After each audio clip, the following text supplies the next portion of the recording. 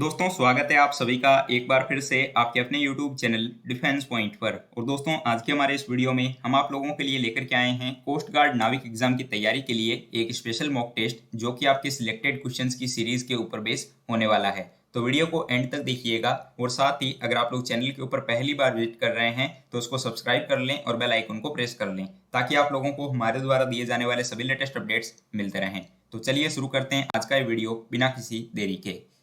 तो देखिए first question जो कि आपको दिया गया है कि विद्युत उत्पन्न करने के लिए कौन सी धातु का उपयोग किया जाता है। ऑप्शंस दिए गए हैं यूरेनियम, लोहा, तांबा या फिर एल्यूमिनियम। तो दोस्तों इन ऑप्शंस के अकॉर्डिंग अगर बात की जाए करेक्ट आंसर को लेकर के तो यहाँ पर जो है आपका राइट आंसर होगा ऑप्शन नंबर ए यूरेनियम।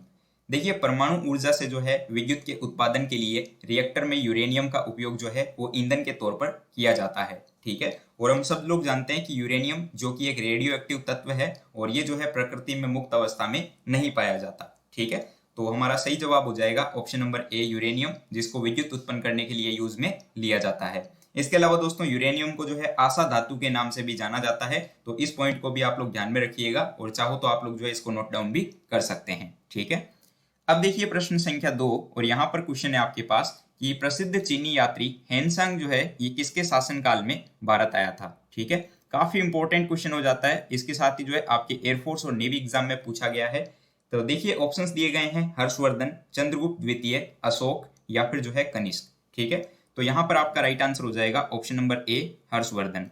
देखिए हर्षवर्धन जो कि थानेश्वर का एक शासक था। ठीक है, और इसकी जानकारी जो है वो हमें वाण भट्ट की हर्ष चरित्र से मिलती है। ठीक है, और हेनसांग जो कि आपके हर्षवर्धन के शासनकाल में भारत आया था और ये जो है 17 वर्षों तक भारत में रहा था। ठीक है, और हेनसांग जो है ना ये एक चीनी बौद्ध भिक्षु था और इसने जो है एक पुस्तक भी लिखी थी जिसका नाम था सी यू की। ठीक है, चलिए मैं यहाँ पर इसका नाम लिख देता हूँ पुस्तक का, जिससे कि आप लोग जो है उसको याद रख पाएंगे। तो सी यू की जो है हेनसांग के द्वारा एक लिखी गई पुस्तक थी। अब देखिए दोस्तों प्रश्न संख्या 3 और यहाँ पर जो है आपको कोडिंग डिकोडिंग का एक काफी सिंपल सा क्वेश्चन दिया हुआ है। तो क्वेश्चन में बोला जा रहा है कि एक विशेष कूट भाषा में जो है हैंड को कुछ इस टाइप से लिखा जाता हो, तो आपको बताना है कि उसी कूट भाषा में मिल्क को जो है किस टाइप से लिखा जाएगा। ठीक है, तो चलिए हम इसको फटाफट से देख लेते हैं। तो हमें यहाँ पर जो है क्वेश्चन में बोला जा रहा है कि हैंड को जो है लिखा जाता है कुछ इस टाइप से, जैसे कि एस, जेड, एम और डब्ल्यू से। ठीक है, तो आपको ये बताना है कि ये जो मिल्क वर्ड दिया हुआ है MILK, इसको जो है किस टाइप से लिखा जाएगा। ठीक है, तो दोस्तों अगर आप लोग इसको देखें कि इसमें क्या हो रहा है तो आप लोग देख पा रहे हैं कि यहाँ पर जो है ऑपोजिट लेटर्स को लिखा गया है। ठीक है, जैसे कि H के ऑपोजिट जो है अल्फाबेट में S आता है। ठीक है, तो ऑपोजिट लेटर है। उसी प्रकार देखिए A के ऑपोजिट Z आता है, N के ऑपोजिट M आता है और D के ऑपोजिट W आता है। ठीक है, तो इस प्रकार से जो है हम यहाँ पर मिल्क में भी देख लेंगे। तो M के ऑपोजिट क्या आता है, तो M के ऑपोजिट आता है, हम लोग इसको जो है ट्रिक के माध्यम से याद रखते हैं, जैसे मालवीय नगर। ठीक है, आई के ऑपोजिट क्या आता है, तो आई के ऑपोजिट आर आता है, जिसको हम इंडियन रेलवे के थ्रू याद रखते हैं। ठीक है, एल के ऑपोजिट ओ आता है, जिसको हम लव के थ्रू याद रखते हैं। और के ऑपोजिट जो है पी आता है, जिसको हम कमला पसंद, जो कि एक पान मसाला आता था, या फिर जो हम काला पानी के नाम से याद रखते हैं। ठीक है, तो ये हो जाएगा आपका यहाँ पर NROP। तो देखिए NROP जो कि आपको यहाँ ऑप्शन सी के अंदर देखने को मिल रहा है। ठीक है, तो करेक्ट आंसर हो जाएगा ऑप्शन सी। दोस्तों कोडिंग डिकोडिंग के क्वेश्चंस और इसके अलावा कुछ रीजनिंग के चैप्टर्स हैं जिनको सॉल्व करने के लिए आप लोगों को जो है अल्फाबेट्स के नंबर, उनके ऑपोजिट ऑर्डर्स, ये सब जो है आपको याद होने चाहिए। ठीक है, तो अगर आप लोगों को इनकी ट्रिक नहीं आती है तो आप लोग नीचे कमेंट बॉक्स में बता सकते हो, मैं आप लोगों को इनकी ट्रिक बता दूंगा। ठीक है, चलिए बढ़ते हैं नेक्स्ट क्वेश्चन की ओर।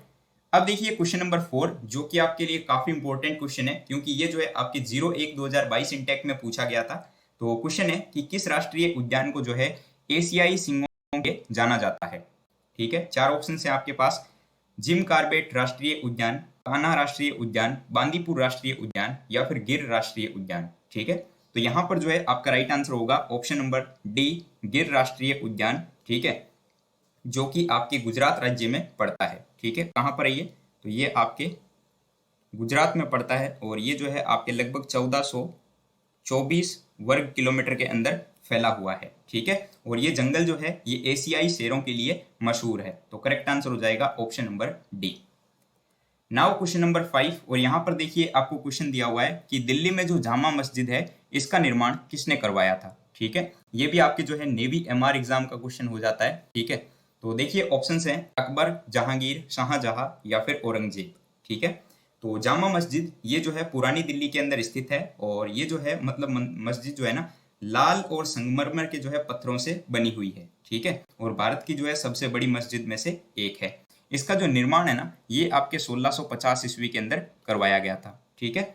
और इसका निर्माण कार्य जो है वो शाहजहां के द्वारा शुरू करवाया गया था। तो राइट आंसर हो जाएगा आपका ऑप्शन नंबर सी, शाहजहां। इसको जो है बनने में लगभग जो है 6 वर्षों का समय लगा था, ठीक है। और उस समय जो है इसकी कीमत जो है लगभग 10 लाख रुपए लगी थी, ठीक है। तो ऐसा जो है माना जाता है। तो करेक्ट आंसर हो जाएगा option number C. Now question number 6, और यहाँ पर जो है आपको क्वेश्चन दिया गया है रीजनिंग के ही सीरीज का। तो देखिए क्वेश्चन में क्या बोला जा रहा है कि निम्न श्रेणी में लुप्त पद को ज्ञात कीजिए, ठीक है। जो मिसिंग टर्म है ये जो क्वेश्चन मार्क आपको दिया हुआ है इस जगह पर क्या आएगा ये आपको बताना है, ठीक है। तो दोस्तों हम लोग जो है सीरीज के क्वेश्चंस को सॉल्व करते टाइम जो है इनको खोल लेते हैं, ठीक है। जैसे कि हम क्या करेंगे, जैसे हमें दिया हुआ है BZA, ठीक है। उसके बाद जो है हमें यहाँ दिया हुआ है DYC, उसके बाद दिया हुआ है FXE। अब अगली टर्म क्या आएगी ये हमें यहाँ पर बताना है कि अगली टर्म क्या आएगी। और नेक्स्ट टर्म हमें फिर से दे दी गई है JVI। तो अब हमें जो है आंसर बताना है कि इसका आंसर क्या आएगा यहाँ पर, ठीक है। यानी कि जो क्वेश्चन मार्क है उस जगह पर क्या आएगा, ठीक है। तो अगर आप लोग इसको देख पा रहे हैं तो देखिए दोस्तों B से D की ओर जा रही है सीरीज, यानी कि यहाँ पर प्लस का 2 हुआ है, ठीक है। फिर देखिए D से F यानी कि यहाँ पे भी प्लस का 2 हुआ है। फिर देखिए F से अगर हम प्लस का 2 कर दें तो हमें यहाँ पर H देखने को मिलता है, और H से अगर हम प्लस 2 करते हैं तो J आता है, ठीक है। उसी प्रकार अगर आप यहाँ पर देखें तो Z से Y यानी कि माइनस का 1 हुआ है, Y से X यानी कि यहाँ पे भी माइनस का 1। फिर हम यहाँ पे भी क्या कर देंगे, माइनस का 1 कर देंगे, तो x से अगर -1 किया जाए तो w आता है, और w से -1 करने से v आ जाता है। फिर नीचे अगर हम देखें तो a से जो है c की ओर यानी कि प्लस का 2, फिर c से e यानी कि यहाँ पे भी प्लस का 2, और e से अगर हम प्लस का 2 करेंगे तो यहाँ पर देखिए g आ जाएगा, और फिर से जो है प्लस का 2 अगर हम यहाँ पे करेंगे तो i आ जाएगा, ठीक है। आपको आंसर मिल चुका है। आपका जो आंसर होगा वो होगा HWG, ठीक है। तो HWG जो कि आपको कहाँ दिया हुआ है, तो आप देखेंगे तो ऑप्शन नंबर ए के अंदर ये देखने को मिल जाएगा, ठीक है। आई होप कि आपको ये जो है क्वेश्चन समझ में आ गया होगा। यहाँ पर जो है मैंने आपको डिटेल में एक्सप्लेन किया है इसको ओपन करके, ठीक है। चलिए अब देखिए दोस्तों क्वेश्चन नंबर 7, और यहाँ पर जो है आपको क्वेश्चन दिया हुआ है कि इंडिका जो है ये किसने लिखी है, ठीक है। इंडिका जो कि एक पुस्तक है, तो ये किसके द्वारा लिखी गई है ये आपको पूछा जा रहा है। ऑप्शंस दिए गए हैं कौटिल्य, कालिदास, शूद्रक या फिर मेगास्थनीज, ठीक है। तो यहाँ पर जो है आपका राइट आंसर होगा ऑप्शन नंबर डी, मेगास्थनीज। देखिए मेगास्थनीज जो कि सेल्यूकस निकेटर का एक राजदूत था, और ये जो है चंद्रगुप्त मौर्य के दरबार में आया था और कई वर्षों तक रहा था, ठीक है। उसने जो कुछ भी जो है भारत में देखा उसका वर्णन जो है अपनी पुस्तक इंडिका के अंदर किया था। तो यहाँ पे राइट आंसर हो जाएगा कि इंडिका जो कि एक पुस्तक है और ये मेगास्थनीज के द्वारा लिखी गई है। इसके अलावा दोस्तों मौर्य वंश में जो है एक और पुस्तक लिखी गई थी जिसका नाम था अर्थशास्त्र, ठीक है। और अर्थशास्त्र पुस्तक जो है ये चंद्रगुप्त मौर्य के शिक्षक, गुरु या फिर जो है राजमंत्री जो थे कौटिल्य, जिनको विष्णुगुप्त के नाम से भी जाना जाता है, इसके अलावा जो है इनको चाणक्य के नाम से भी जाना जाता है, ठीक है, उनके द्वारा लिखी गई थी। तो इस पुस्तक के बारे में भी आप याद रखेंगे क्योंकि यहाँ से भी जो है देखा जाता है, क्वेश्चन पूछा जाता है, ठीक है। और अर्थशास्त्र जो पुस्तक है ये इकोनॉमिक्स की पुस्तक नहीं है दोस्तों, ये जो है आपकी एक राजनीति पर आधारित पुस्तक है, ठीक है। तो इसको भी आप लोग ध्यान में रखेंगे। तो चलिए बढ़ते हैं हमारे नेक्स्ट क्वेश्चन की ओर। अब देखिए दोस्तों प्रश्न संख्या 8, और यहाँ पर जो है आपको रीजनिंग के क्लॉक का एक क्वेश्चन दिया हुआ है। और दोस्तों क्लॉक से जो है आपको क्वेश्चन कभी कभार हर शिफ्ट में जो है देखने को नहीं मिलता, लेकिन कभी कभार ये जो है पूछ लिया जाता है, ठीक है। तो यहाँ पर देखिए क्वेश्चन क्या है कि 10:25 पर जो है घंटे वाली तथा मिनट वाली सुइयों के मध्य बनने वाले कोण को ज्ञात कीजिए, ठीक है। यानी कि आपको जो है 10:25 में घड़ी में जो है आपको घंटे और मिनट की सुई के बीच में जो कोण बनेगा वो आपको कोण की वैल्यू क्या होगी ये फाइंड करनी है, ठीक है।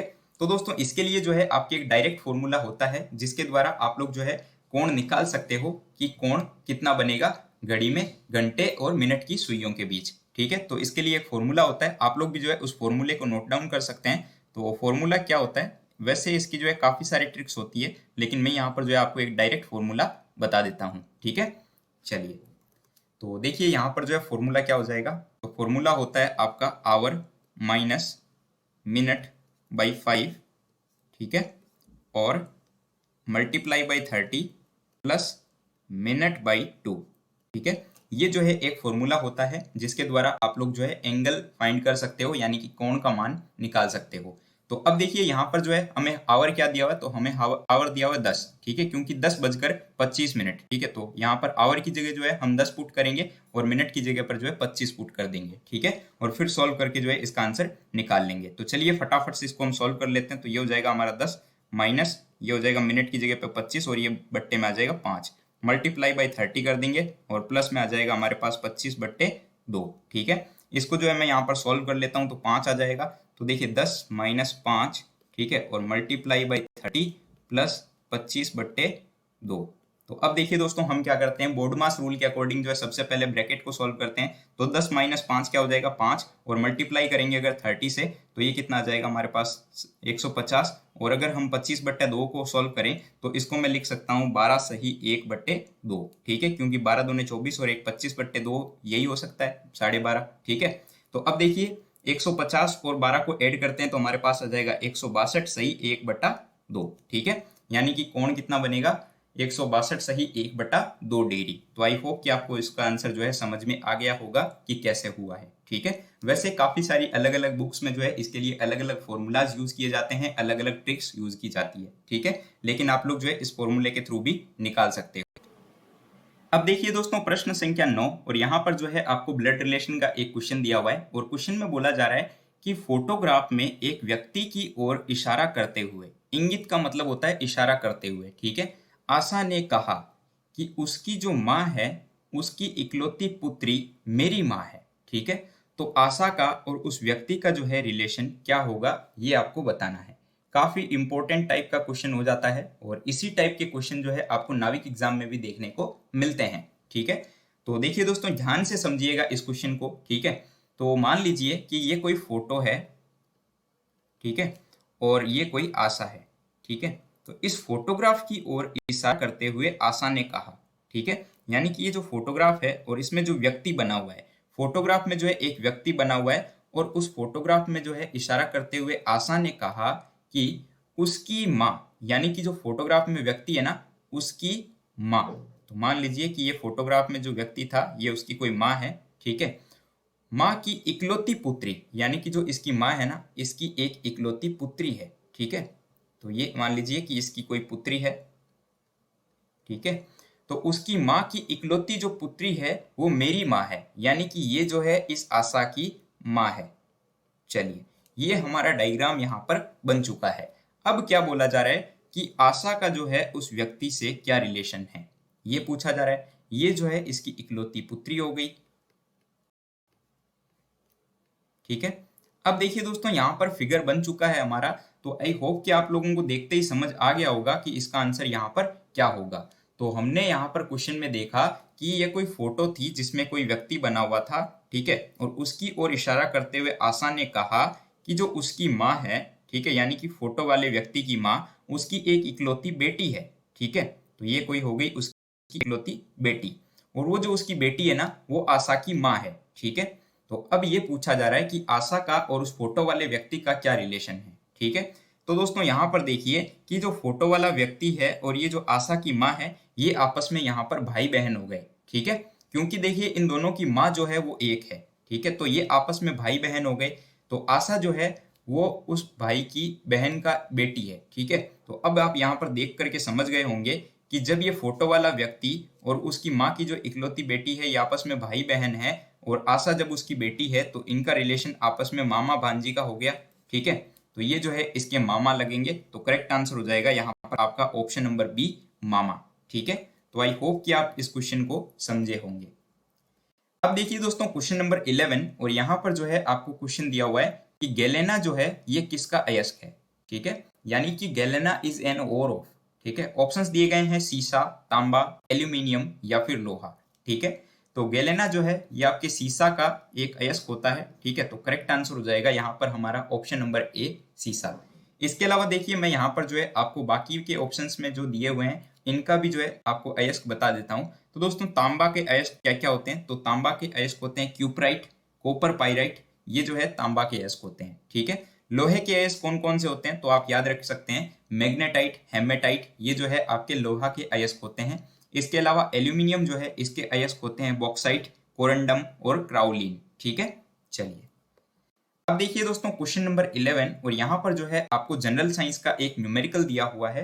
दोस्तों आपके नाविक एग्जाम में जो है न्यूमेरिकल्स पूछे जाते हैं, लेकिन पिछले बार जो है आपके न्यूमेरिकल से क्वेश्चन नहीं आया था। तो यहाँ पर देखिए एक सिंपल सा और अच्छा न्यूमेरिकल दिया हुआ है। क्या बोला जा रहा है क्वेश्चन में कि एक गोली को 196 मीटर पर सेकंड के वेग से जो है सीधे ऊपर की ओर दागा जाता है। ठीक है, तो बंदूक की गोली जो है कितनी अधिकतम ऊंचाई तक जाएगी। ठीक है, तो आपको जो है यहाँ पर हाइट पूछी जा रही है कि जो बंदूक की गोली है वो कितनी अधिकतम ऊंचाई पर पहुंचेगी। और यहाँ पर जो है बोला गया है कि मान लीजिए कि जी की वैल्यू 9.8 मीटर पर सेकेंड स्क्वायर है। ठीक है, तो दोस्तों यहाँ पर देखिए आपको क्या क्या दिया हुआ है। तो यहाँ पर आपको v दे दिया है। ठीक है, क्योंकि वेलोसिटी यानी कि वेग कितना दिया हुआ है, तो ये आपको दे दिया है 196 मीटर पर सेकेंड। ठीक है, जो कि आपका अंतिम वेग हो गया। क्या हो गया आपके पास में, ये अंतिम वेग।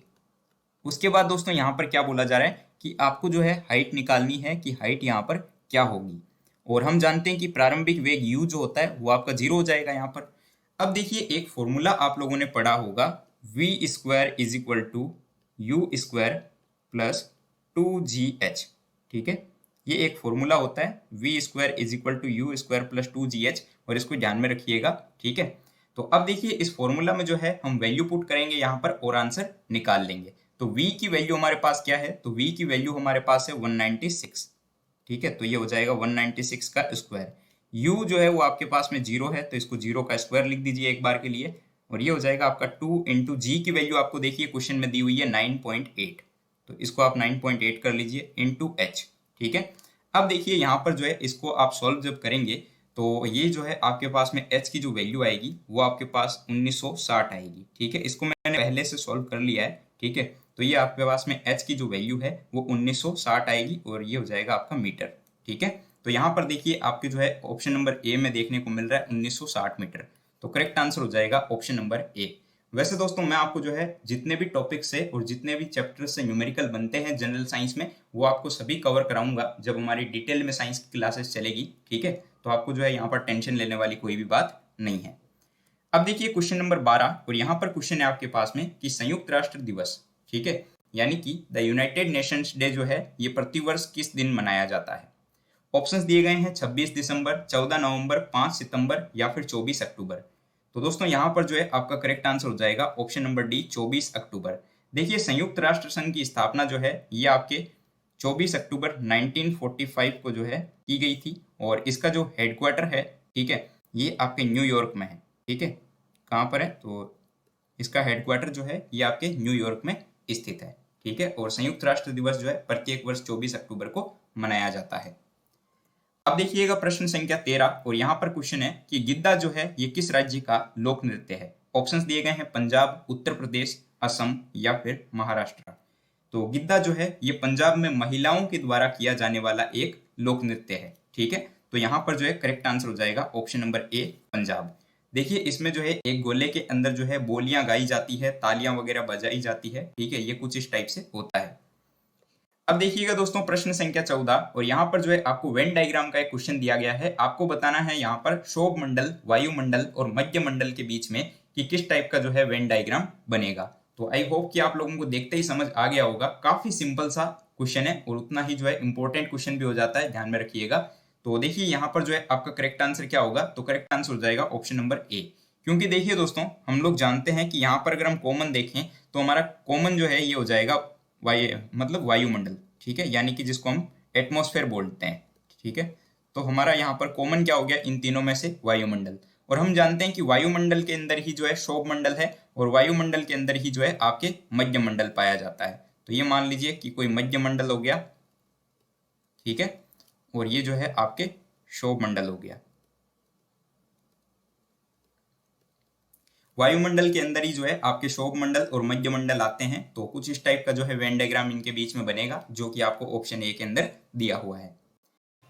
अब देखिए दोस्तों प्रश्न संख्या 15 और यहाँ पर जो है आपको एक क्वेश्चन दिया हुआ है प्रॉफिट एंड लॉस के चैप्टर का। तो देखिए क्वेश्चन में बोला जा रहा है कि यदि 18% छूट और 10.5% छूट पर बेची जाने वाली एक वस्तु के विक्रय मूल्य यानी कि सेलिंग प्राइस के बीच का जो अंतर है यानी कि जो डिफरेंस है वो 192 रुपए है, तो आपको जो है यहाँ पे मार्क प्राइस फाइंड करना है कि जो उस आर्टिकल का मार्क प्राइस होगा यानी कि अंकित मूल्य वो क्या होगा। ठीक है, तो देखिए दोस्तों सबसे पहले जो है हम यहाँ पर मान लेते हैं कि सेलिंग प्राइस जो है वो x है। ठीक है, तो हमने मान लिया कि सेलिंग प्राइस जो है वो x है। उसके बाद देखिए क्वेश्चन के अकॉर्डिंग हो जाएगा आपके छूट का अंतर इज इक्वल टू में विक्रय मूल्य का अंतर। ठीक है, क्योंकि हमें यहाँ पर बोला है कि एक वस्तु के विक्रय मूल्य के बीच का जो अंतर है ना वो 192 रुपए है। ठीक है, तो छूट का अंतर और इज इक्वल टू में हो जाएगा विक्रय मूल्य का अंतर। तो छूट का अंतर कितना, तो 18% माइनस 10.5%। ठीक है, और मल्टीप्लाई बाई में आ जाएगा x, क्योंकि हमारी सेलिंग प्राइस जो है हमने x मानी है। और ये किसके इक्वल आ जाएगा, ये आ जाएगा आपके 192 के इक्वल। ठीक है, यानी कि विक्रय मूल्य का अंतर। तो अब देखिए इनके बीच का डिफरेंस क्या आएगा, तो 18 में से जो है 10.5 चला जाएगा तो ये हो जाएगा आपके पास में 7.5% और मल्टीप्लाई बाई x। ठीक है, और इज इक्वल टू में आ जाएगा हमारा 192। अब देखिए दोस्तों इसको जो है हम यहाँ पे सॉल्व कर सकते हैं। तो x बराबर क्या आ जाएगा, तो x बराबर हो जाएगा आपका 192 बट्टा 7.5 और मल्टीप्लाई बाई 100। ठीक है, क्योंकि परसेंट हमने हटाया है तो ये यहाँ पर जो है मल्टीप्लाई बाई 100 हो जाएगा। अब देखिए इसमें से अगर मैं पॉइंट हटा दूं तो यहाँ पर जो है एक जीरो और लग जाएगा। अब देखिए इस कैलकुलेशन को जो है आप सॉल्व कर सकते हैं। वैसे मैंने जो है इसको पहले ही सॉल्व कर लिया है ताकि क्वेश्चन लंबा ना हो ज्यादा। तो ये आ जाएगा आपके पास में जो 2560। ठीक है, तो 2560 जो है ये आपको ऑप्शन नंबर सी के अंदर देखने को मिल जाएगा। तो करेक्ट आंसर जो है वो हमारा इस क्वेश्चन के लिए हो जाएगा ऑप्शन नंबर सी। ठीक है, तो चलिए मैं एक बार फिर से इसको फटाफट से रिपीट कर देता हूं। तो देखिए हमने जो है मान लिया कि सेलिंग प्राइस जो है वो हमारी x है, और उसके बाद में क्वेश्चन में बोला गया था कि 18% छूट और 10.5% छूट पर बेची जाने वाली जो वस्तु है उसके विक्रय मूल्य का जो बीच का अंतर है ना वो 192 रुपए है। ठीक है, तो छूट का अंतर कितना हो गया, 18% माइनस 10.5% और मल्टीप्लाई बाई सेलिंग प्राइस। ठीक है, और ये किसके इक्वल हो गया, ये हो गया आपके विक्रय मूल्य के बीच का अंतर जो कि हमें दिया हुआ था 192। ठीक है, उसके बाद जो है इसकी कैलकुलेशन को हमने यहाँ पे सॉल्व कर लिया, हमारे पास आंसर आया 2560 रुपए। ठीक है, अब देखिए दोस्तों प्रश्न संख्या 16 और यहाँ पर जो है आपको सीरीज का एक क्वेश्चन दिया हुआ है और क्वेश्चन में बोला जा रहा है कि कौन सी संख्या जो है निम्न संख्या श्रेणी में प्रश्नवाचक चिन्ह के स्थान पर आएगी, यानी कि इस सीरीज में जो है अगला नंबर क्या होगा ये आपको बताना है। काफी इंपॉर्टेंट लेवल का क्वेश्चन है, ध्यान से समझिएगा स्टेप बाय स्टेप। तो सबसे पहला काम हमारा क्या है, तो हम सीरीज को नोट डाउन कर लेते हैं। तो हमें दिया हुआ है 17, 20, 30, 45, उसके बाद 71, फिर 106 और उसके बाद अगला नंबर क्या आएगा ये हमें यहाँ पर बताना है। तो अब अगर हम यहाँ पर चेक करें कि इस क्वेश्चन में हो क्या रहा है दोस्तों, तो यहाँ पर देखिए 17 से 20 का अंतर जो है कितने का है, 3 का अंतर है। ठीक है, उसी प्रकार 20 से 30 में अगर हम देखें तो यहाँ पर जो है आपको 10 का अंतर देखने को मिल रहा है। 30 से 45 में अगर हम चेक करें तो यहाँ पर जो है हमें 15 का अंतर देखने को मिल रहा है। ठीक उसी प्रकार 45 से 71 में जो है आपको यहाँ पर 26 का गैप देखने को मिलेगा, और 71 से 106 में जो है यहाँ पर आपको 35 का गैप देखने को मिलता है। तो अगला नंबर यहाँ पर कौन सा आएगा ये बताने के लिए हमें सबसे पहले तो ये फाइंड करना होगा कि यहाँ पर गैप कितने का है, फिर उसमें जो है अगर हम 106 को जोड़ेंगे तो हमारे पास में जो है अगला नंबर आ जाएगा। ठीक है, तो ऐसे तो दोस्तों हम यहाँ पर बता नहीं सकते कि इस क्वेश्चन में हो क्या रहा है। तो अब अगर हम नीचे के नंबर्स को देखें कि इनमें क्या पैटर्न चल रहा है, तो आप देख पा रहे हैं कि ये 3 दिया हुआ है, उसके बाद 10 आया है, उसके बाद 15 आया है। तो दोस्तों हम यहाँ पर एक चीज अप्लाई कर सकते हैं, देखिएगा हम यहाँ पर एक ट्रिक अप्लाई करेंगे। जैसे कि देखिए 2 का स्क्वायर माइनस 1, तो 2 का स्क्वायर 4 हो जाएगा, 4 माइनस 1 करेंगे तो 3 आएगा। ठीक है, और 3 को अगर हम 17 के साथ ऐड करते हैं तो देखिए अगला नंबर हमें मिल जाता है 20। ठीक है, उसी प्रकार देखिए अगली बार हम क्या करेंगे कि एक नंबर आगे बढ़ाएंगे, यानी कि इस बार 2 से 3 का स्क्वायर करेंगे और इस बार जो है हम यहाँ पर प्लस का 1 करेंगे। देखिए पहले जो है हमने माइनस का 1 किया था, इस बार जो है हम यहाँ पर प्लस का 1 करेंगे, यानी कि एक बार माइनस का 1 और एक बार प्लस का 1। तो देखिए 3 का स्क्वायर 9 होगा, 9 प्लस 1 10 हो जाएगा, और 10 को हम अगर 20 के साथ ऐड करेंगे तो अगला नंबर 30 मिल जाएगा। ठीक है, उसके बाद अगली बार हम क्या करेंगे यहाँ पर, तो 4 का स्क्वायर करेंगे और माइनस 1 कर देंगे। ठीक है, तो 4 का स्क्वायर 16, 16 माइनस 1 15, 15 को 30 के साथ ऐड करेंगे तो 45। अगली बार देखिए यहाँ पे क्या हो जाएगा, तो यहाँ पर हो जाएगा 5 का स्क्वायर प्लस 1, 5 का स्क्वायर 25 और एक 26, 26 को अगर 45 के साथ ऐड करेंगे तो अगला नंबर 71। ठीक है, फिर हम यहाँ पे क्या करेंगे, तो देखिए 6 का स्क्वायर -1, 6 का स्क्वायर 36, 36 माइनस 1 35, 35 को 71 के साथ ऐड करेंगे तो 106। ठीक है, तो अब अगली बार जाहिर सी बात है कि यहाँ पर जो हम 7 का स्क्वायर +1 करेंगे, तो 7 का स्क्वायर 49 हो जाएगा और 49 और एक 50 हो जाएगा दोस्तों। तो यहाँ पर जो है हम 50 को अगर 106 के साथ ऐड करेंगे तो हमें यहाँ पर जो है 156 देखने को मिलेगा। ठीक है, और 156 जो है ये हमें आंसर दिया हुआ है ऑप्शन नंबर डी के अंदर। तो करेक्ट आंसर जो है वो हमारा इस क्वेश्चन के लिए हो जाएगा यहाँ पर ऑप्शन नंबर डी। ठीक है, तो उम्मीद करता हूं कि आपको ये क्वेश्चन समझ में आ गया होगा। अब देखिए दोस्तों प्रश्न संख्या 17, और यहाँ पर आपको क्वेश्चन दिया हुआ है कि यदि विश्वा की चाल जो है वो आपके 26 किलोमीटर पर आवर हो और 1300 मीटर की दूरी तय करने के लिए जो है उसे कितने मिनट का समय लगेगा, ये आपको बताना है। ठीक है, तो दोस्तों हम जानते हैं कि चाल बराबर क्या होता है, तो चाल बराबर होता है आपका दूरी बट्टा समय। ठीक है, ये फॉर्मूला होता है। तो हम यहाँ पर समय निकालने के लिए क्या कर सकते हैं, तो समय बराबर हमारा क्या हो जाएगा, क्योंकि हमें क्वेश्चन में देखिए टाइम निकालना है, यानी कि समय कितना लगेगा ये बताना है। तो समय बराबर हो जाएगा आपका दूरी बट्टा चाल। ठीक है, इस फॉर्मूले को हम यहाँ पर यूज करेंगे। तो चलिए वैल्यू फाइंड करते हैं कि क्वेश्चन में क्या क्या दिया हुआ है। तो देखिए दूरी आपको दी हुई है यहाँ पर कितनी, 1300 मीटर। ठीक है, तो दूरी हमें दे दी गई है यहाँ पर 1300 मीटर। अब देखिए चाल क्या है, तो चाल यहाँ पर देखिए आपको दी हुई है क्वेश्चन में 26 किलोमीटर पर आवर। ठीक है, क्या दी हुई है, 26 किलोमीटर पर आवर।